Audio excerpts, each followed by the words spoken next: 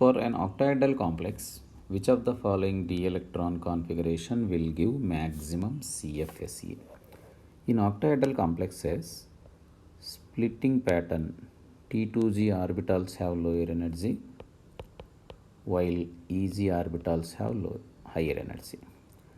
So if more number of electrons entered into T2G orbitals, the energy of the system will be decreased and stability will be increased. So stability or CFSE, crystal field stabilization energy, is directly proportional to the number of electrons entering into the T2G orbitals. Then we can take high spin, first option A, high spin D6 configuration, T2G, this one, EG. So high spin means number of unpaired electrons should be as more as possible and in the presence of weak field ligand. 1, 2, 3, 4, 5, 6. So here the electronic configuration T2G4 EG2. Then option B, low spin. Number of unpaired electrons should be as low as possible, means pairing should occur in the presence of strong field ligands. Strong field ligands can lead to the formation of low spin complexes. So 1, 2, 3, 4, 5. The electronic configuration T2G5 EG0. So maximum number of electrons are entering into lower energy d orbital, that is T2G. So it gets highest stability.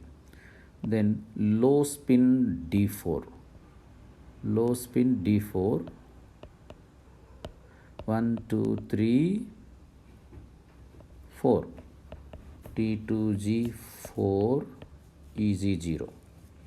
Next one, high spin D5. In the third option, high spin D7.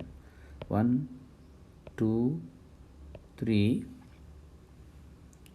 High spin means weak field ligand. In the presence of weak field ligand, pairing taking place here.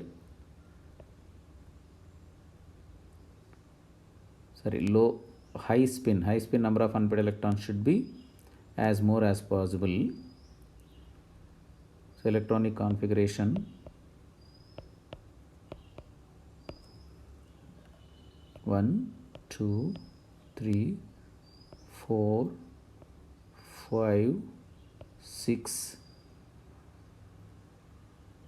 7. So 2 electrons are entered into EG orbitals. 5 electrons, T2G 5 EG2.